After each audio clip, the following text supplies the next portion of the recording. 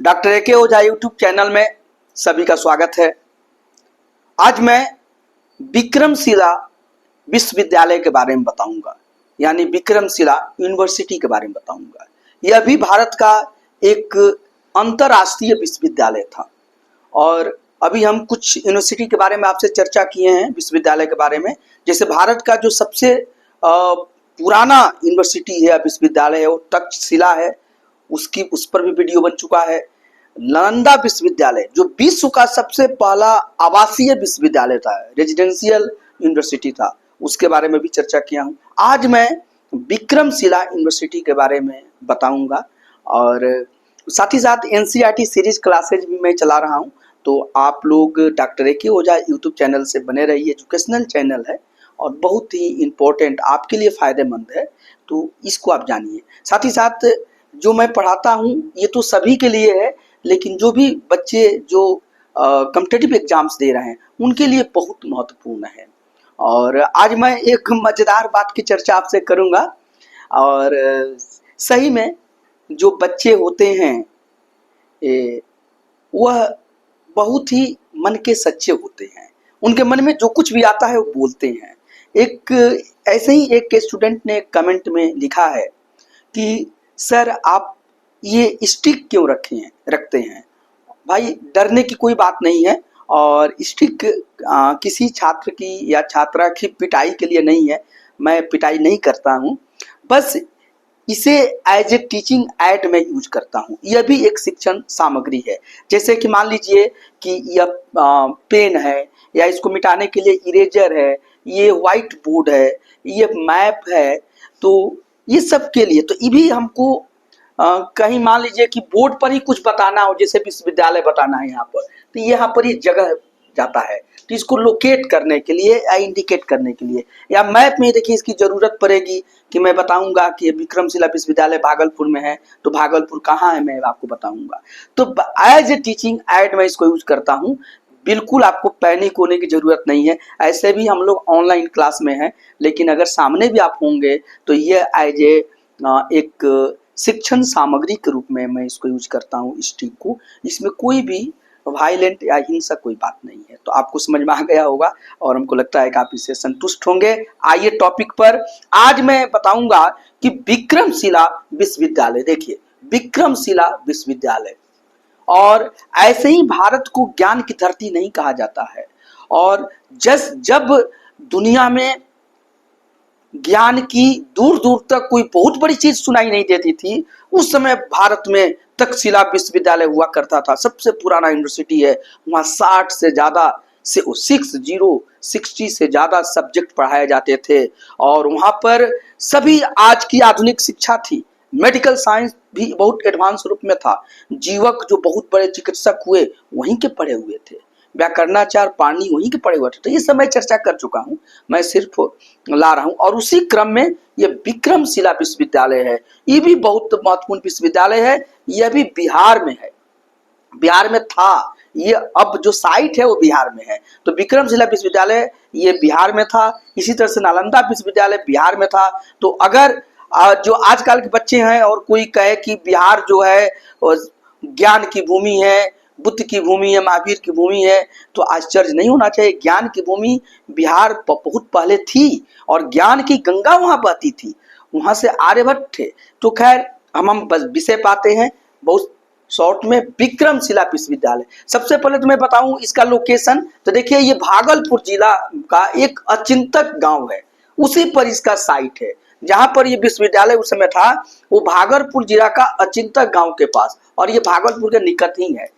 तो भागलपुर के निकट, और भागलपुर कहाँ है तो बिहार में, मैं आपको बताया। और देखिए ये स्टिक का कैसे यूज हो रहा है। देखिए ये पटना है, ये बिहार है, देखिए बिहार है, पटना है, और यही भागलपुर है। देखिए काला में मैं जहां मेरा स्टिक गया है, देखिए जहां मैं पॉइंट ले गए हैं, यही भागलपुर है। इसी भागलपुर में इसके निकट एक अचिंतक गांव है, अभी उसका नाम है अचिंतक गांव। वहीं पर ये विक्रमशिला विश्वविद्यालय का साइट है, पुराना स्थल, इसका खंडहर है यहाँ पर। तो ये हो आपका साइट, समझ गए। अब आपके मन में आएगा सर इसकी स्थापना किसने किया। तो इसका संस्थापक धर्मपाल थे। ये पाल शासक थे, बहुत इंपॉर्टेंट पाल शासक हैं, और ये बौद्ध धर्म के अनुयायी थे। धर्मपाल बौद्ध धर्म के अनुयायी थे और इन्होंने नालंदा विश्वविद्यालय को भी 200 गांव का दान दिया था और उसका मरम्मत यानी रिपेयरिंग कराई थी। तो ये यही धर्मपाल है और इन्होंने विक्रमशिला विश्वविद्यालय की स्थापना किया। तो ये पाल शासक थे, ये बौद्ध थे और ये विक्रमशिला विश्वविद्यालय भी बुद्धिस्ट सेंटर था। लेकिन मैं आगे बताऊंगा कि बौद्ध धर्म के अलावे भी, बौद्ध धर्म और दर्शन के अलावे भी यहाँ पर अन्य सब्जेक्ट्स भी पढ़ाए जाते थे। यही हाल नालंदा का भी था कि वहां पर भी अन्य सब्जेक्ट पढ़ाए जाते थे, लेकिन बेसिकली वे लोग ये दोनों बुद्धिस्ट सेंटर थे। तो ये धर्मपाल ने इसकी स्थापना किया। स्थापना कब हुआ है? 8वीं शताब्दी में। 8वीं शताब्दी का मतलब होता है 800 एडी। 8वीं शताब्दी का समय है, उस समय इसकी स्थापना होता है। अब इसके बारे में कुछ विशेष बात बताऊंगा कि यहाँ पर भी बहुत भव्य पढ़ाई की व्यवस्था थी और यहाँ से बहुत विद्वान लोग निकले हैं। देखिए, एक बौद्ध धर्म के एक बहुत बड़े विद्वान हैं अतीश दीपंकर, वो यहाँ पर आचार्य थे। हालांकि अतीश दीपंकर जो है, देख लीजिए, यही अतीश दीपंकर हैं। यह उदंतपुरी विश्वविद्यालय में पढ़े थे। बिहार में एक उदंतपुरी भी विश्वविद्यालय, उस पर भी एक वीडियो बनाऊंगा। तो उदंतपुरी विश्वविद्यालय के छात्र थे और इस विक्रमशिला विश्वविद्यालय में आचार्य थे, यानी शिक्षण कार्य यहाँ पर करते थे, टीचिंग कार्य करते थे। इनकी चर्चा मैं विशेष रूप से इसलिए कर रहा हूं कि 11वीं शताब्दी में तिब्बत के राजा के निमंत्रण पर ये तिब्बत गए। इतने विद्वान थे और तिब्बत भी बौद्ध धर्म वहां पर हो गया था। तो तिब्बत के राजा ने इनको निमंत्रण दिया, तो वहां पर ये गए हैं और वहां पर जाकर ये तिब्बत में बौद्ध धर्म के प्रचार प्रसार में इनका अमूल्य योगदान है। ये जाकर वहां पर बौद्ध धर्म को बहुत प्रचार प्रसार किए। हालांकि वहां पर बौद्ध धर्म इनके पहले पहुंच चुका था, लेकिन वहां पर उसको सही रूप से बौद्ध धर्म को स्थापित करने में अतीश दीपंकर का हाथ था। तो ये तिब्बत में गए थे और वहां पर जाके कई ग्रंथों का इन्होंने अनुवाद भी किया है। ये जो कई ग्रंथों का जाकर ये तिब्बत में अनुवाद करते हैं, यहाँ तक कि तिब्बती भाषा में इन्होंने ट्रांसलेशन किया कई बौद्ध ग्रंथों का वहां पर। और इस तरीके से बौद्ध धर्म और दर्शन को वहां पर फैलाने में, वहां पर उसको सुप्रसिद्ध करने में, पॉपुलराइज करने में अतीश दीपंकर का बहुत बड़ा हाथ है। तो यहीं के आचार्य थे। और देखिए, बौद्ध धर्म के और भी बड़े बड़े विद्वान इस विश्वविद्यालय से पढ़ के निकले हैं।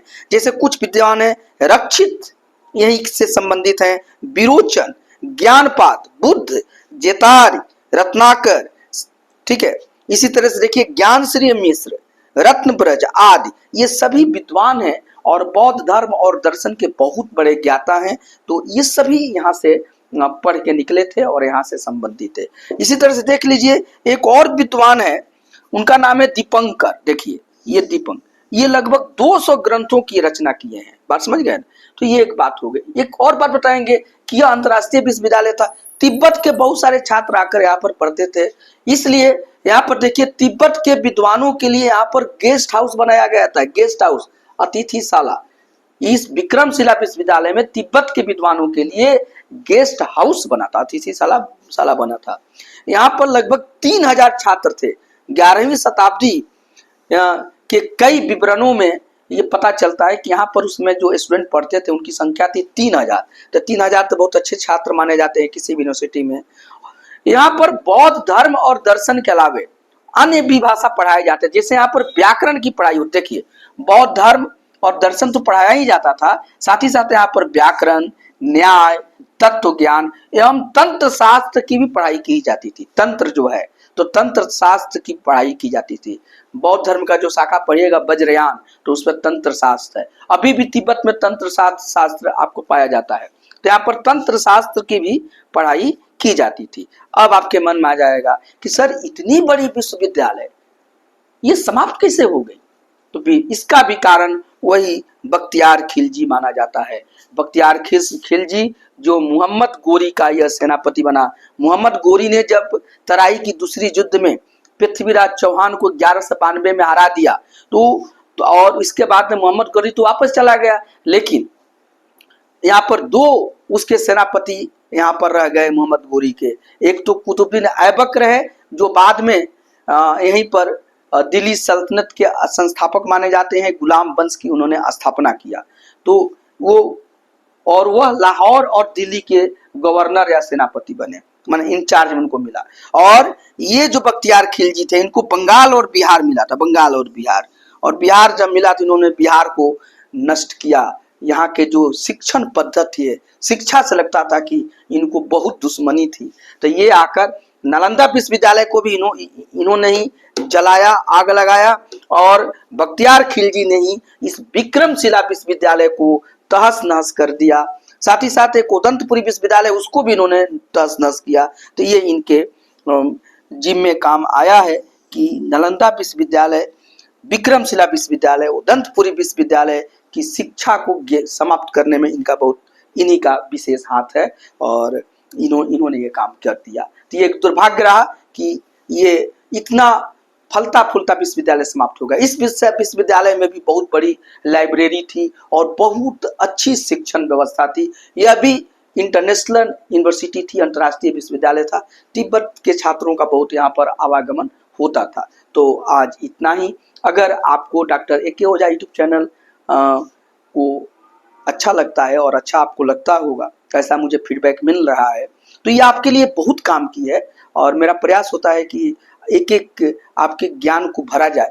तो आप इसे जरूर सब्सक्राइब कर लीजिए, इसे शेयर भी कीजिए अपने दोस्तों को, ताकि वो लोग भी इससे लाभान्वित हो, और कमेंट और लाइक भी कीजिए। Thank you.